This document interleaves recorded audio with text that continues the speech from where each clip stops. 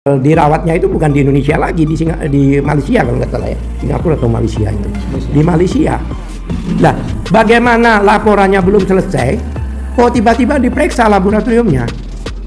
Kan aneh. Padahal di dalam KUHP, pemeriksaan laboratorium itu dalam posisi penyidikan, bukan di penyelidikan. Ini masih dalam penyelidikan yang tadinya nggak digubris sebenarnya. Tadinya nggak digubris, tapi begitu Jokowi melaporkan di Polda, ya kan, baru diproses, sama-sama dilidik. Jokowi dilidik, dari kita juga dilidik, dan beberapa saksi dihadirkan itu bahkan dilidiknya sampai 12 jam, sama-sama klarifikasi, sama-sama penyelidikan. Tapi Jokowi sendiri yang 1 jam. Ada beberapa orang di situ mulai jam 10 sampai jam 11 malam dan sebagainya. Ini saja sudah equality before the law-nya dilanggar. Jadi apa ya, tidak setara gitu loh. Kedua yang menarik lagi yaitu adalah pemeriksaan itu sendiri.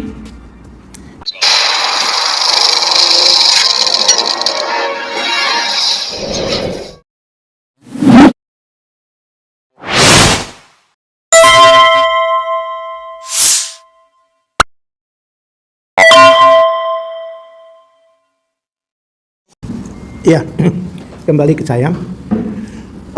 Satu hal lagi, saya juga merangkap mengcounter pernyataan para advokat Jokowi yang memberikan konferensi pers waktu itu, yaitu satu, perlu diketahui bahwa jika dokumen seseorang, dokumen pribadi itu telah digunakan untuk mendaftarkan sebagai pejabat publik, dalam hal ini presiden, itu sudah bukan menjadi dokumen pribadi lagi, tapi menjadi dokumen publik. Yang mana publik berhak tahu, jika ditanya oleh publik, merupakan dokumen terbuka ya. Jadi harus transparan, tidak boleh disembunyikan. Jadi sebenarnya tidak ada pelanggaran hukum yang dilakukan oleh kawan-kawan ini, karena kawan-kawan ini memperlakukan, ingin mengkonfirmasikan bahwa pejabat publik yang dalam hal ini presiden yang menggunakan ijazahnya waktu itu untuk mendaftarkan, yaitu sebagai presiden ke KPU, maka sudah bukan dikatakan dokumen pribadi, yang mana siapapun juga bisa mengakses, bisa mempertanyakan, bisa mengkaji, bahkan bisa menyebarkan. Bayangkan saja, setiap pejabat publik, baik itu menteri, DPR, kemudian presiden, gubernur, bupati, itu jangankan ijazah, hartanya pun itu harus dideklar, harus disampaikan pada masyarakat, harus diuji. Supaya apa? Supaya masyarakat tahu dan bisa mengukur sebelum dia menjadi pejabat berapa, setelah menjadi berapa. Itu merupakan kontrol sosial. Nah, ini yang menjadi agak bingung, ya kan? Sebagai lembaga-lembaga publik, dalam hal ini seperti KPU, kemudian UGM saya katakan lembaga publik, jadi universitas, ya universitas negeri, universitas publik. Nah, ini tidak mau menyampaikan apa-apa yang dipertanyakan, ditabayunkan. Ya, sebenarnya itu diatur oleh undang-undang. Contohnya ya, kalau kita kembali ke Undang-Undang Dasar pasal 1 ayat 2 itu mengatakan bahwa kedaulatan itu adalah di tangan rakyat. Kemudian kita kembali ke Undang-Undang Keterbukaan Publik, Undang-Undang Nomor 14 tahun 2008, itu jelas juga dalam pasal 2 yang dimaksud informasi publik itu adalah termasuk dokumen administrasi publik. Itu pasal 2 menyatakan begitu. Kemudian pasal 4-nya, publik berhak mengakses dan mempertanyakan dokumen-dokumen yang telah dijadikan dokumen publik tersebut.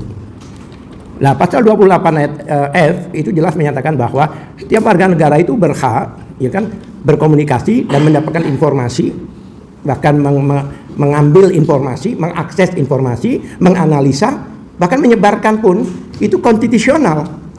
Jadi kalau lembaga-lembaga itu tidak mau terbuka, termasuk mantan presiden kita ini, ya kan, itu berarti mereka itu melanggar konstitusi. Jelas, karena semua itu kan diatur dalam konstitusi.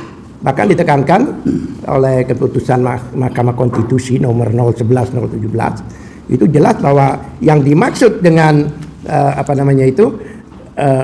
syarat pencalonan presiden itu wajib terbuka.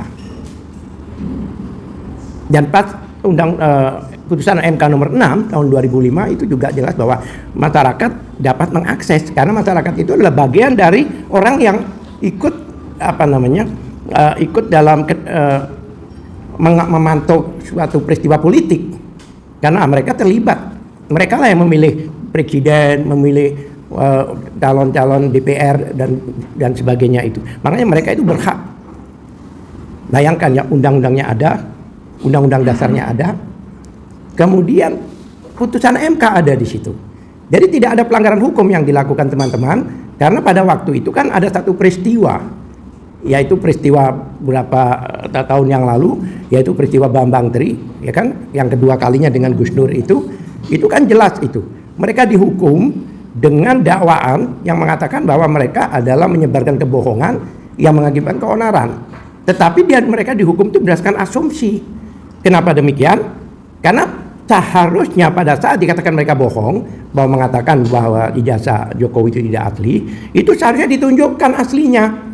JPU itu seharusnya waktu itu memeriksa Jokowi dengan membawa ijazahnya. Tapi kan tidak dilakukan.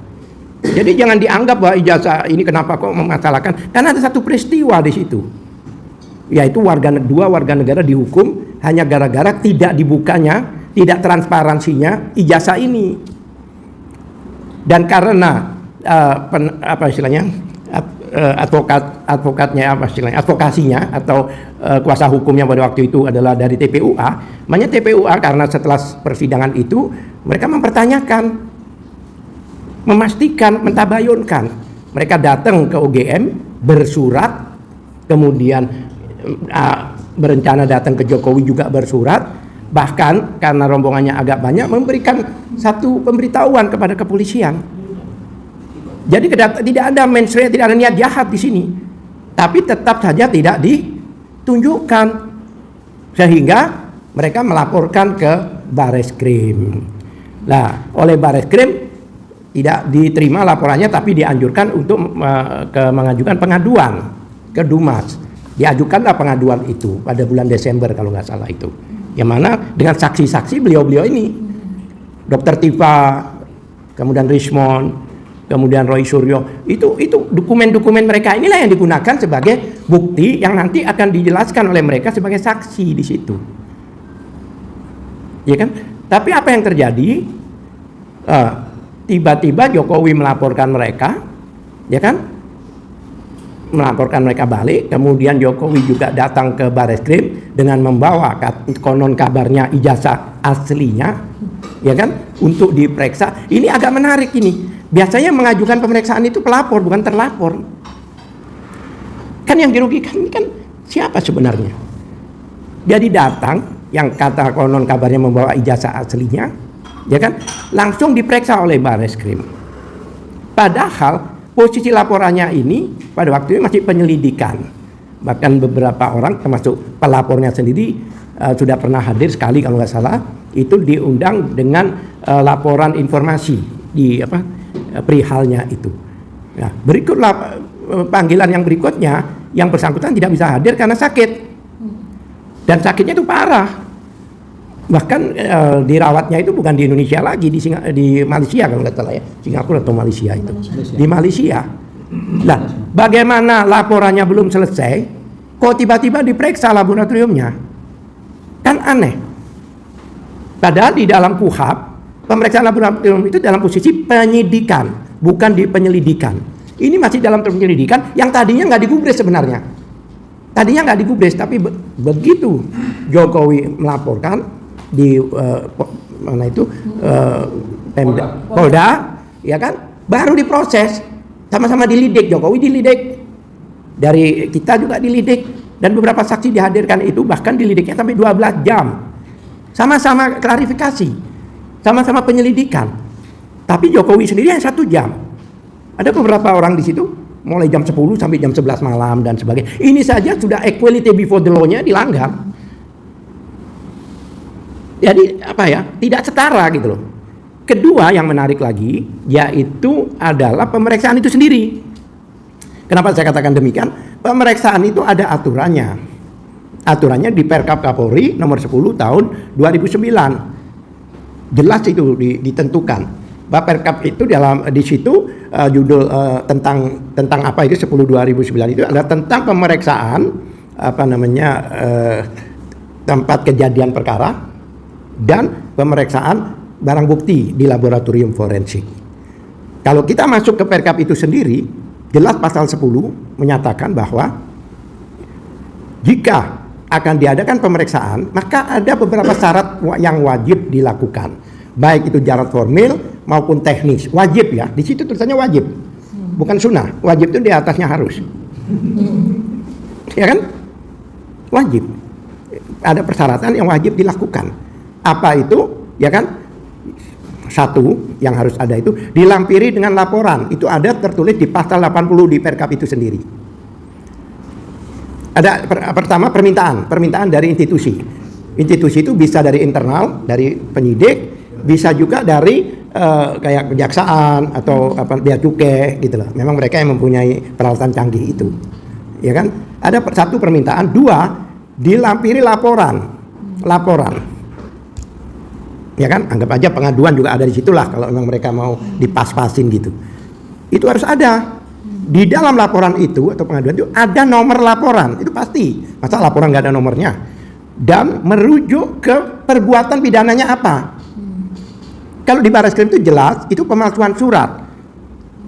Ya kan, 263, 264, 266. Itu di Barreskrim jelas itu.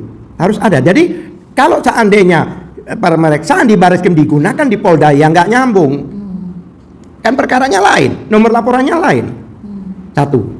Syarat kedua, ya kan, ini yang paling penting, adanya berita acara pemeriksaan. Bagaimana ada berita acara pemeriksaan? Pemeriksaannya belum selesai diperiksa. Itu pemeriksaan itu termasuk saksi-saksi. Makanya biasanya selama ini, ya, ini kawan-kawan kita ini tahu, pemeriksaan itu di akhir penyidikan. Pemeriksaan laboratorium itu. Karena itu nanti masuk ke alat bukti surat di 184 KUHP. Ini awal-awal, jadi lucu juga. Pelapornya belum selesai. Ya barangkali pelapornya nyabut, gimana seandainya dicabut? Kan bisa. Kok kenapa agresif banget gitu loh? Langsung ada pemeriksaan laboratorium di situ. Ya kan? BAP itu bahkan di dalam Perkap itu sendiri ada tulisannya BAP tersangka. Maksudnya apa? Di dalam berita acara pemeriksaan itu selama ini, pengalaman kita, itu di akhir pemeriksaan tersangka itu. Berarti kesimpulannya apa? Sudah selesai semua, baru ada pemeriksaan. Kemudian ada berita acara penyitaan. Pertanyaan saya, apakah itu disita? Masalahnya ada keanehan di situ. Penyitaan itu tidak boleh diambil kembali sebelum permasalahannya tuntas. Tapi bagaimana sebelum diumumkan sudah ditarik kembali atau dikembalikan, saya tidak tahu. Ada apa gitu loh?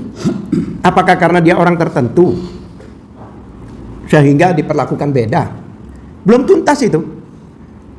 Udah ditarik, anggap aja lah setelah diumumkan bahwa penyelidikannya tidak dilanjutkan, tidak terbukti ada tindak pidana, itu baru dikembalikan, masuk akal. Ini tidak. Pengumuman itu belum dibuat, sudah dikembalikan. Ini satu keanehan. Yang berikutnya, katanya ada 3 ijazah pembanding. Itu ijazahnya pun harus diuji ke autentikannya. Sorry, ini ada identik, otentik, yang bingung. Autentikannya, ya kan? Kemudian dia meloncat langsung, wah ini identik.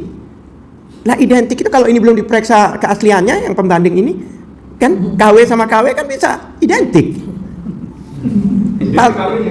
Palsu sama palsu kan bisa identik, ya kan? Sekarang ada HP, dua-duanya palsu, identik nggak? Identik, ya kan? Lah itu, bagaimana mungkin ada puluhan temannya, hanya 3 orang yang diperiksa? Dan satu hal lagi yang membuat kita bertanya-tanya, pada waktu itu ada 20 temannya menunjukkan ijazahnya. Ini saya satu angkatan dengan Jokowi, ijazah saya sama dengan, kenapa dia nggak ada di situ? Itu kan big question mark, ada apa? Ya iya, yang waktu 20 orang jejer-jejer itu, ada sekitar 20 orang menunjukkan ijazahnya, kan aneh. Iya kan? Kenapa dia tidak menunjukkan juga? Itu kan perlu dipertanyakan. Ya kan? Lah, syarat-syarat itu semua, ya kan? Itu harus dilampirkan di pasal 10 itu untuk pemeriksaan laboratorium. Jika ada satu dari syarat itu tidak terpenuhi, maka harus dikembalikan. Siapa yang bicara? Ya Perkap itu sendiri. Harus dikembalikan. Diberi waktu 14 hari. Jadi ini kayak P21 gitu loh. diberi waktu 14 hari, setelah itu kalau tidak lengkap dikembalikan lagi. Itu pun 14 hari lagi. Ditolak. Ya, itu pasal 10, coba dibaca bersama-sama itu. Ditolak untuk Ditolak lagi, kalau tetap tidak lengkap, Sudah lewat tidak diperiksa, dibalikin, selesai. Ya kan? Itu perlu ditekankan. Jangan lupa pelapornya Egy Sujana. Dan dia belum diperiksa tuntas, masih sakit. Baru berapa hari sudah dilakukan pemeriksaan laboratorium. Kami sendiri teman-teman ini ada yang 4 tahun belum diproses sampai sekarang. Ada yang 5 tahun belum diproses sekarang. Lah ya, itu sudah pelapornya udah lengkap loh ya. Ini pelapornya belum lengkap. Ada apa gitu loh. Itulah yang dipertanyakan oleh sebagian besar masyarakat Indonesia. Saya dulu pelapor UAS. Iya. Ya, waktu dia dieksekusi di Bali tahun 2017. Sampai sekarang mana? Iya. Semua orang tahu bagaimana Satu. UAS di. Sekarang berikutnya. TPUA ini sudah dilidik juga seperti Jokowi. Jokowi dilidik, TPA dilidik juga. Ya kan? Dilidik. Menurut Undang-Undang Nomor 31 2014 itu jelas, yaitu Undang-Undang Perlindungan Saksi dan Korban pasal 10 jelas menyatakan jika ada ya kan yang melaporkan, pelapor, kemudian saksi-saksi dan sebagainya, ya kan melapor, itu tidak boleh dilaporkan kembali dengan pasal pencemaran nama baik. Nggak boleh. Harus ingkrah dulu ini. Pasal 10 ayat 2 itu menyatakan bahwa jika ada laporan, baik itu saksi, baik itu pelapor, saksi pelapor dan sebagainya, ya kan, tidak bisa diproses, digugat baik secara pidana maupun perdata, ya kan, dan wajib ditunda. Undang-undang loh ini, undang-undang, bukan perkap lagi, wajib ditunda sampai inkrah. Bayangkan, ini harus dipersidangkan dulu, harus ada banding dulu, harus ada kasasi dulu, harus ada putusan, baru bisa melaporkan yang lain. Jadi orang-orang ini dilaporkan posisi mereka sebagai pelapor dan sebagai saksi. Nah sekarang kita sepakat apa? Untuk melanggar hukum bareng-bareng. Jelas yang membuat undang-undang ini DPR, makanya DPR ini seharusnya sudah harus apa ya istilahnya proaktif lah. Panggil mereka, panggil kita. Kita bergelar di Komisi 3. Kami siap seperti itu.